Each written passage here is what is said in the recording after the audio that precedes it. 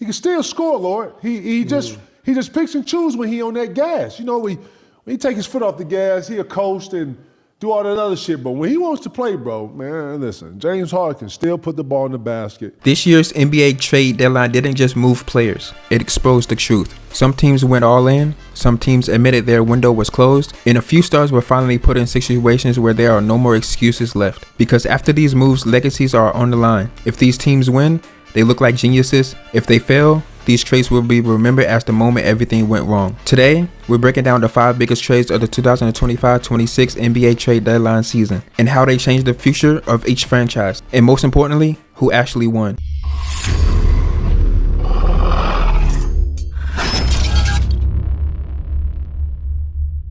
Let's start with the move that might decide a superstar's legacy. This is it for James Harden. No chaos, no bad defense around him, no roster imbalance, no excuses. Cleveland gave him everything he's ever needed. Elite defense behind him, shooters around him, depth, structure, and another scorer so he doesn't have to carry their entire offense by himself every night. This is the kind of team people have been asking Harden to have for years. And that's why this move is bigger than just basketball. Because if James Harden can't make the finals with this team, the narrative about his career changes permanently. This is his chance to prove that he can win when everything around him is built the right way. For Cleveland, the goal is simple. They didn't trade for Harden to compete, they traded for him to win a championship. Meanwhile, the Clippers finally chose direction over desperation. Moving Harden gave them a younger core piece and stability in Darius Garland. Instead of chasing short-term success, they reset their timeline. But make no mistake, this trade will be judged by one thing. Did James Harden take Cleveland to the finals?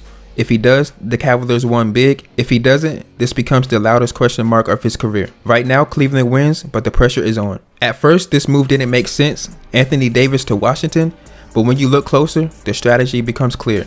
This wasn't about winning a championship right now. This was about leverage. The Wizards now have Anthony Davis and Trae Young, and both are playing for a new contract. That means effort won't be a problem, motivation won't be a problem. They're playing for their future. If it works, Washington suddenly becomes competitive and relevant again, and if it doesn't, they simply don't resign them. No long-term mistakes, no bad contracts, just cap space and a clean reset. And speaking about cap space, Dallas quietly made one of the smartest moves of the entire deadline. Moving Anthony Davis gave them massive financial freedom for next season. Instead of being stuck with a complicated roster, they reset their books and built their future around Cooper Flag. No panic moves, no rushed timeline, just patience and control. Washington bought short-term upside, Dallas bought long-term freedom. Both teams benefit, but Dallas wins the future. When Memphis traded Jaren Jackson Jr., it wasn't just a roster move, it was an admission. The timeline wasn't working, the injuries kept piling up, and the team wasn't progressing the way that they expected. Utah didn't hesitate because players like Triple J don't become available often. He gives the Jazz elite rim protection, floor spacing, and defensive versatility, the exact type of modern big every contender wants. This wasn't Utah rebuilding, it was Utah accelerating. They added a defensive anchor who fits their system and raises their ceiling immediately. It's a tough move, but sometimes stepping back is the only way forward. Still, when you look at the impact and the upside, Utah made the move that changes their future. Right now,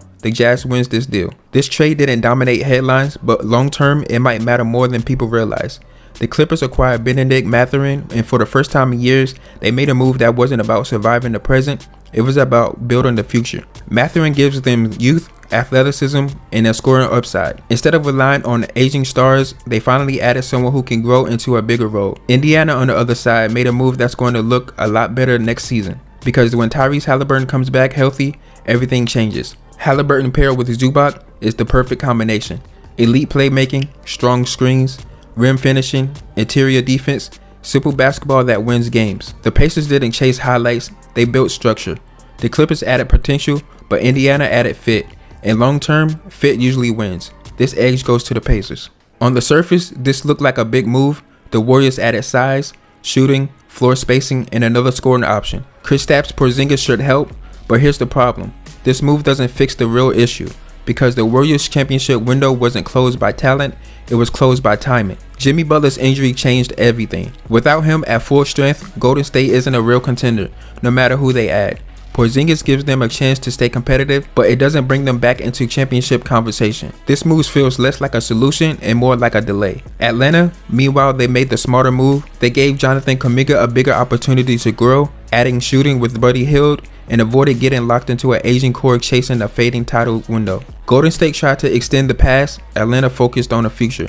And because of that, the Hawks win this trade. This deadline wasn't just about roster moves, it was about honesty. Some teams went all in, some teams reset their future, and some stars were finally put in positions to where there are no more excuses left. Now the real pressure begins, because a year from now we're going to look back at these trades and some teams are going to look like geniuses and others are going to look like mistakes that change the future. So I want to know, which trade is going to age the worst? And more importantly, is this finally the year that James Harden makes the finals? If you enjoyed this video, like and subscribe for more NBA breakdowns, and I'll see you guys in the next one.